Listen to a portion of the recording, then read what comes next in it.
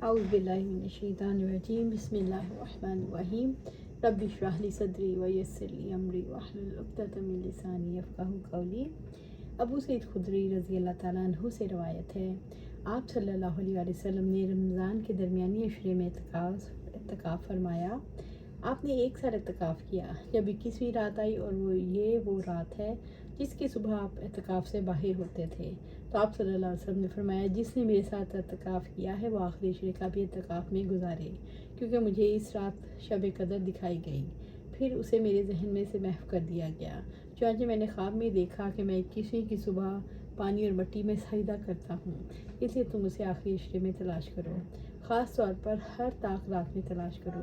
واقعہ یہ ہے کہ اس رات بادل برسا اور مسجد چونکہ کھجور کے شاخوں سے تھی اس لیے وہ بھی بہہ پڑی۔ میری آنکھوں نے آپ صلی اللہ علیہ وسلم کو دیکھا کہ 21ویں رات کی صبح آپ کی پیشانی پر پانی اور مٹی کا نشان تھا۔ حائضہ عورت کا معتکف کو کنگھی کرنا، یعنی جو اعتکاف والا ہو۔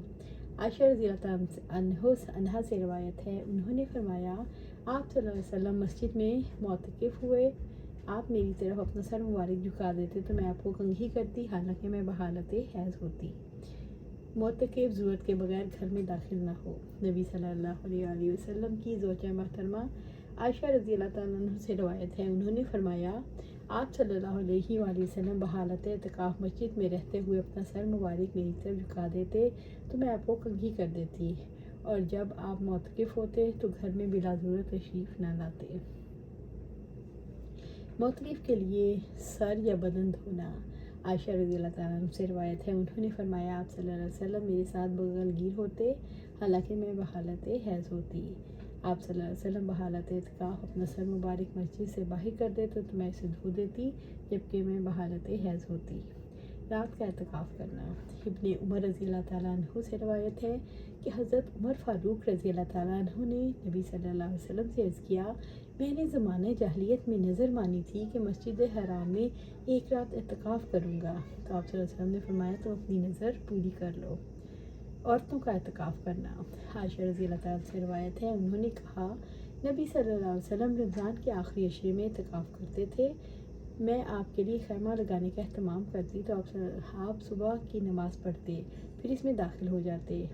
حضرت حفصہ رضی اللہ تعالیٰ عنہ نے حضرت عائشہ رضی اللہ تعالیٰ عنہ سے خیمہ لگانے کی اجازت مانگی تو انہوں نے اجازت دے دی، اور حضرت حفصہ رضی اللہ تعالیٰ عنہ نے بھی وہاں اپنا خیمہ لگا لیا۔ جب اسے حضرت زینب نے رضی اللہ تعالیٰ عنہ نے دیکھا تو انہوں نے وہاں ایک اور خیمہ نصب کر لیا۔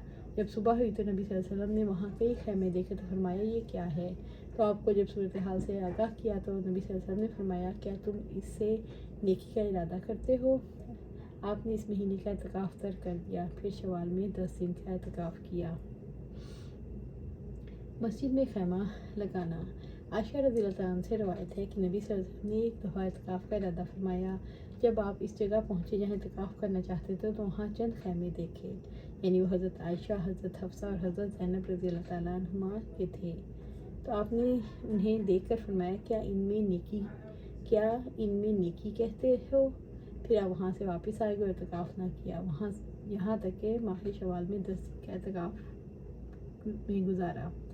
اس سے یہ بھی معلوم ہوا کہ اعتکاف کی صرف نیت کرنے سے اعتکاف واجب نہیں ہو جاتا، البتہ آپ صلی اللہ علیہ وسلم نے ماہ شوال میں اس کی قضا بطور استحباب کی، کیونکہ آپ جس عمل کو شروع کرتے اس پر دوام کرتے تھے، لیکن ازواج مطہرات کے متعلق کوئی اشارہ نہیں کہ انہوں نے بھی ماہ شوال میں اعتکاف کیا۔ کیا معتکف اپنی کسی ضرورت کے پیش نظر مسجد کے دروازے تک آ سکتا ہے؟ نبی صلی اللہ علیہ وسلم کی زوجہ محترمہ حضرت صفیہ رضی اللہ تعالیٰ عنہ سے روایت ہے، آپ صلی اللہ علیہ وسلم رمضان کے آخری عشرے میں مسجد کے اندر معتکف تھے تو آپ کی زیارت کے لیے آئیں اور کچھ دیر گفتگو کی، پھر اٹھ کر جانے لگی تو آپ صلی اللہ علیہ وسلم بھی انہیں پہنچانے کے لیے ساتھ ہی اٹھے۔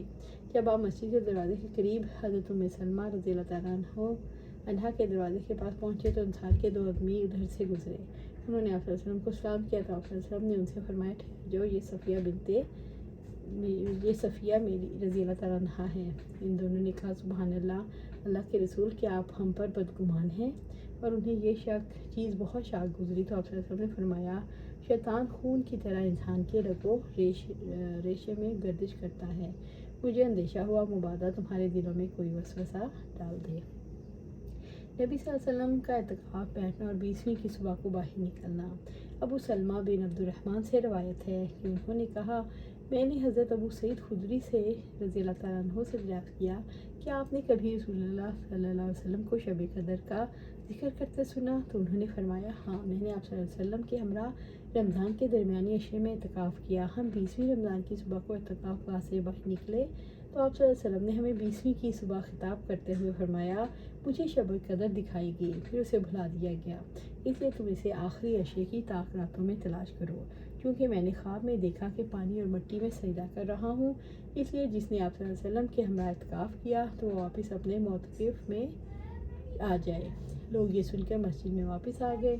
हमने आसमान पर ज़रा भर भी बादल न देखा तो अचानक थोड़ा सा बादल आया और खूब बरसा कामत कही गई तो आप सल्लल्लाहु अलैहि वसल्लम ने कीचड़ और पानी में सजदा किया, हत्ता कि मैंने आप सल्लल्लाहु अलैहि वसल्लम की नाक और पेशानी मुबारक पर मिट्टी के निशानात देखे। अल्लाह सुब्हानहू तआला से दुआ है हमें कुरान सुन्नत पर अमल करने की तौफीक दे, उसमें जमा दे और हमें जन्नतुल फिरदौस के आला मुकाम पर अपने पास घर अता फरमाए। आमीन या रब्बिल आलमीन।